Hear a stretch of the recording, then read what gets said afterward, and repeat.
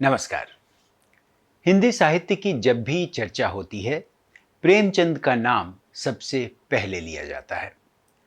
आखिर ऐसा क्या था प्रेमचंद में जिसने हिंदी के साहित्य जगत में हलचल मचा दी थी और जिनकी कहानियों, उपन्यासों और नाटकों को आज के बदले हुए दौर में भी बेहद प्रासंगिक माना जाता है।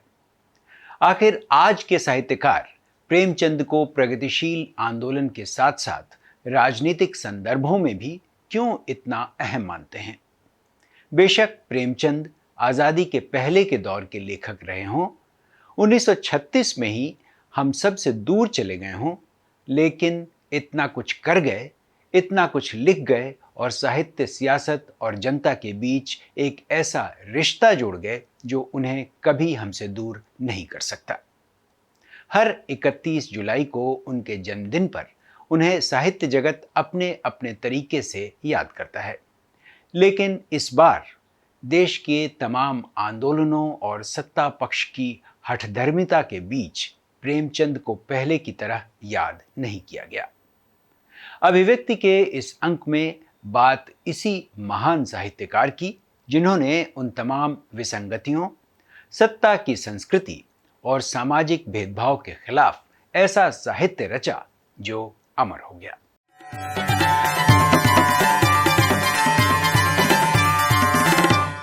हर साल प्रेमचंद की जयंती पर तो उन्हें साहित्य जगत किसी न किसी तरह याद करता ही है, लेकिन हिंदी साहित्य की जब कभी भी चर्चा होती है, उनका नाम आज भी सबसे पहले लिया जाता है।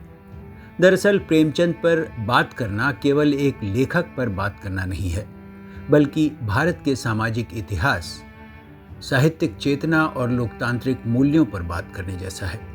बेशक हिंदी साहित्य में भारतेंदु हरिश्चंद्र ने आधुनिक हिंदी की नींव रखी, महावीर प्रसाद द्विवेदी ने भाषा को अनुशासन दिया, जयशंकर प्रसाद निराला और महादेवी वर्मा ने कविता को नई ऊंचाई दी, लेकिन प्रेमचंद ने साहित्य को आम जनता और जीवन से जोड़ा।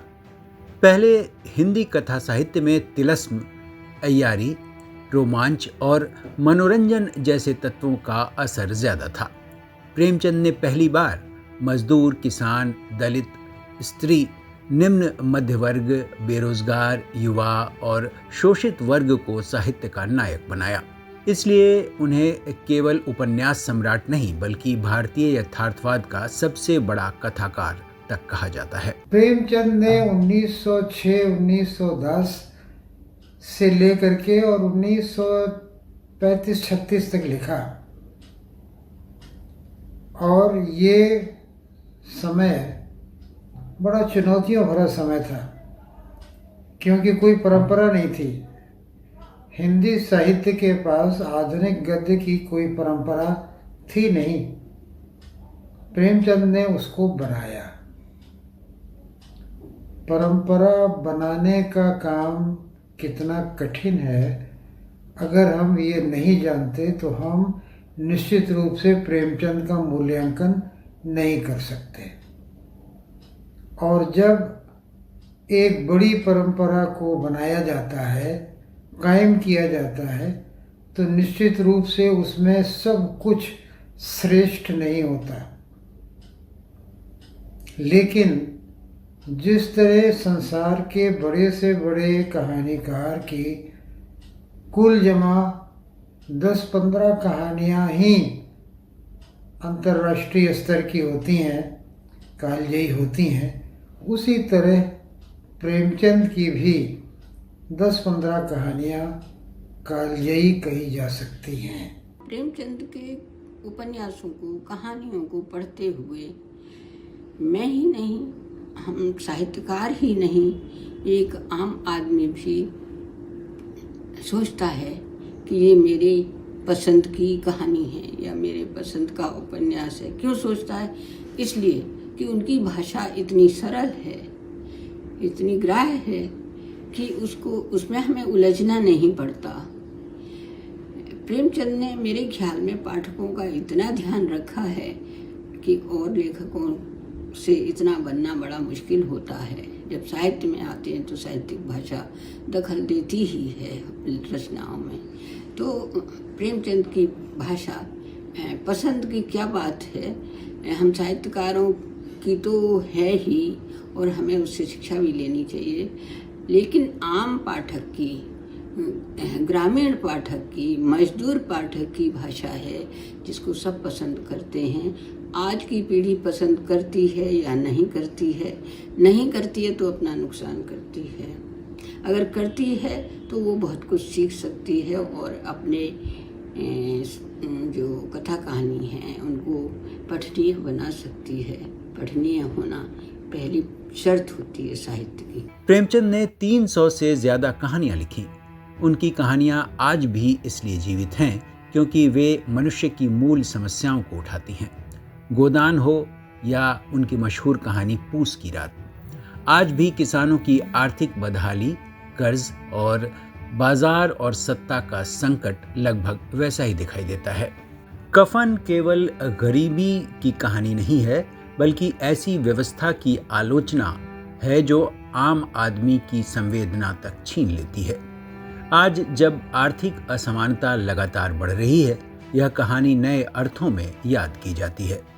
वहीं ईदगाह में हामिद केवल मुसलमान बच्चा नहीं है, वह भारतीय समाज की साझी संस्कृति का प्रतीक है, लेकिन आज वो और अधिक प्रासंगिक हो जाती है।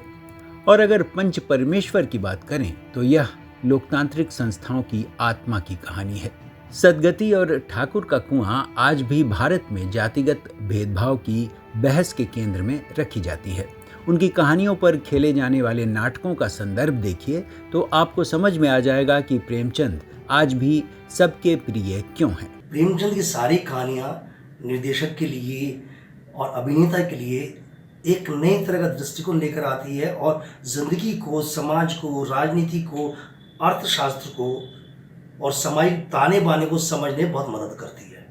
और ये इसलिए हम उसका जब अडेप्टेशन करते हैं तो हमारी कोशिश ये होती है कि हम मूल कहानी को वैसा का वैसा रहने दें, उसमें ज़्यादा छेड़खानी ना करें, और इसलिए हम अडेप्टेशन कम, कहानी को वैसे ही करने की कोशिश ज़्यादा करते हैं, क्योंकि कहानी का जो मूल है वो कहीं ख़त्म ना हो जाए, कहीं हमारे अडेप्टेशन के क्राफ्ट में वो गुम ना हो जाए। इसलिए हमारी कोशिश रहती है कि हम उसको ना बदलें और कहीं ना कहीं उसी के अंदर नए अर्थों को तलाश करने की कोशिश करें। बात अगर प्रेमचंद के मशहूर उपन्यासों की करें तो वे भारतीय समाज के जीते जागते दस्तावेज हैं। चाहे किसानों की जिंदगी और उसकी असलियत को सामने लाने वाला गोदान हो, मध्यवर्ग, उपभोक्तावाद और नैतिक संकट को उजागर करने वाला गबन हो, या फिर निर्मला जो दहेज प्रथा के क्रूर चेहरे को उजागर करता है। रंगभूमि में जहां पूंजीवाद, औद्योगिकरण और विस्थापन नजर आता है तो कर्मभूमि में राजनीति, सत्याग्रह और सामाजिक संघर्ष भी सामने आता है। दरअसल प्रेमचंद किसी कठोर वैचारिक खांचे में बंधे हुए लेखक नहीं थे। उन पर गांधी का भी असर दिखता था और वे वामपंथी और समाजवादी विचारधारा के भी काफ़ी करीब माने जाते थे। लेकिन साहित्य को आम जनता तक पहुंचाने में उनकी जो अहम भूमिका रही और जिस तरह उन्होंने साहित्य को सामाजिक परिवर्तन का माध्यम बनाया और सियासत के आगे चलने वाली मशाल बताया, वह अपने आप में ऐतिहासिक है।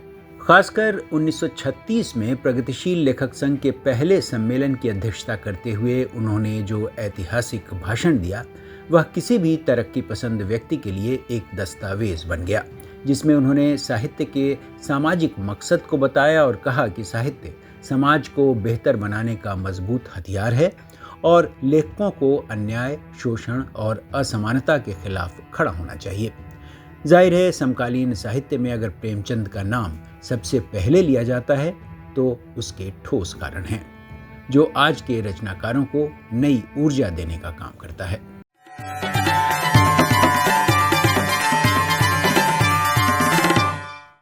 यह न सोचो कल क्या हो, कौन कहे इस पल क्या हो, आज ही आज की कहें सुने, क्यों सोचे कल कल क्या हो।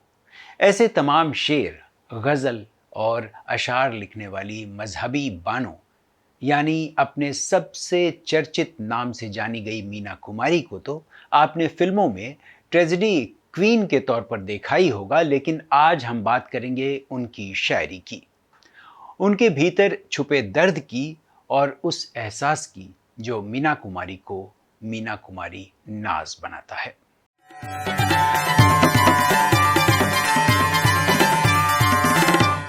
एक ऐसी शायरा जो पर्दे पर तो एक खूबसूरत अदाकारा रही, लेकिन निजी जिंदगी में एक बेहद संवेदनशील शायरा, जिनके लफ्जों में भी वो दर्द, वो अकेलापन झलकता था जो कहीं न कहीं उनकी शख्सियत का अहम हिस्सा था।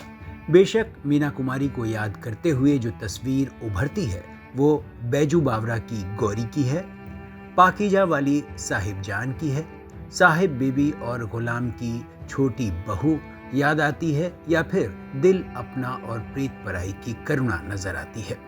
आखिर इस एक किरदार में इतना दर्द क्यों था और क्यों वह खुद को बेहद तन्हा मानती थी? अगर कोई बेचैनी उनमें थी तो वो क्या थी? इसका कुछ एहसास आपको तब हो जाएगा जब आप उनकी शायरी और उनके लेखन की तह तक पहुंचने की कोशिश करेंगे। आखिर ऐसी क्या मजबूरी थी कि स्कूल जाने की उम्र में उन्हें फिल्मों में काम करना पड़ा? महज 4 साल की उम्र में मीना कुमारी यानी महजबी बानो ने विजय भट्ट की फिल्म लेदर फेस में बतौर बाल कलाकार बेबी महजबी के तौर पर काम किया। फिल्म बन रही थी 1937 से, जब महजबी महज 4 साल की थी, और रिलीज हुई 1939 में। और इसी साल एक और फिल्म आई, अधूरी कहानी। उसके बाद बेबी नाज को विजय भट्ट ने ही नाम दिया बेबी मीना। बाल कलाकार के तौर पर बेबी मीना ने पूजा, एक ही भूल और बहन जैसी कई फिल्मों में काम किया। बाद में मीना कुमारी ने एक इंटरव्यू में बताया था, मेरी भी ख्वाहिश थी कि पढ़ लिख कर डॉक्टर, वकील या कुछ और बनती, लेकिन घरेलू परेशानियों ने मुझे फिल्मों में काम करने को मजबूर कर दिया। क्या आप मीना कुमारी के बारे में ये जानते हैं कि उनके पिता अली बख्श पारसी रंगमंच के एक बेहतरीन कलाकार थे, और माँ प्रभावती देवी जो बाद में इकबाल बानो के तौर पर रंगमंच से जुड़ी, उनका रिश्ता बंगाल के टैगोर खानदान से था। रविंद्रनाथ टैगोर के चचेरे भाई जदुनंदन टैगोर मीना कुमारी के नाना थे, जिनका निधन महज 22 साल की उम्र में ही हो गया था। उनकी पत्नी हेमसुंदरी मुखर्जी उनकी नानी थी, और वह भी पारसी रंगमंच की जानी मानी कलाकार थी। उनकी बेटी प्रभावती ने मुंबई आकर अली बख्श से शादी की और खुद इकबाल बानो बनकर नृत्य और थिएटर से जुड़ गईं। अली बख्श और इकबाल बानो के 3 बेटियों में पहली थी खुर्शीद, दूसरी थी महजबी यानी मीना कुमारी, और तीसरी महलका यानी मधु। सबने बचपन से ही फिल्म और रंगमंच को अपना पेशा बनाया। घरेलू स्थितियां बेहद खराब रहीं और पढ़ाने लिखाने की बजाय अली बख्श ने इन्हें अभिनय में ही उतारा। बचपन में मजबूर होकर महजबी को अनाथालय छोड़ने की कोशिश भी हुई, लेकिन आखिरकार उन्हें घर वापस लाकर नन्ही सी उम्र में ही पैसे कमाने के लिए फिल्मों में उतार दिया गया। बहरहाल महजबी यानी बेबी मीना और बाद में मीना कुमारी के भीतर तकलीफों का एक समंदर भरता गया। 1946 में आई फिल्म बच्चों का खेल में बेबी मीना महज 13 साल की उम्र में बन गई मीना कुमारी। 1952 में मीना कुमारी की पहली सबसे सफल फिल्म आई बैजू बावरा, जिसने उन्हें एक हिट कलाकार बना दिया। हालांकि इससे पहले एक ऐसी घटना ने मीना कुमारी को तोड़ कर रख दिया, जिसने उनके भीतर के अकेलेपन को लफ्जों में पिरोने को मजबूर कर दिया। 1951 में जब वो महज 18 साल की थी तो उनके जीवन में आए कमाल अमरोही। मीना उनके इश्क में इस कदर दीवानी हुई कि गुपचुप उनसे शादी कर ली, लेकिन जब उन्हें बाद में पता चला कि कमाल तो पहले से ही शादीशुदा हैं तो उन पर मानो बिजली गिर गई। मीना कुमारी को कमाल अमरोही ने कभी बेगम का दर्जा नहीं दिया और मीना एकदम अकेली होती चली गईं।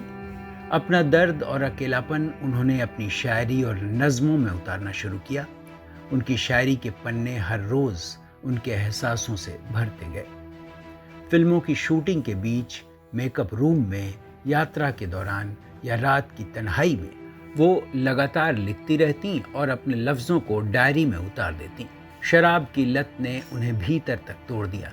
हालांकि मीना कुमारी ने 1972 में अपने निधन से पहले तक 90 से ज़्यादा फिल्मों में काम किया।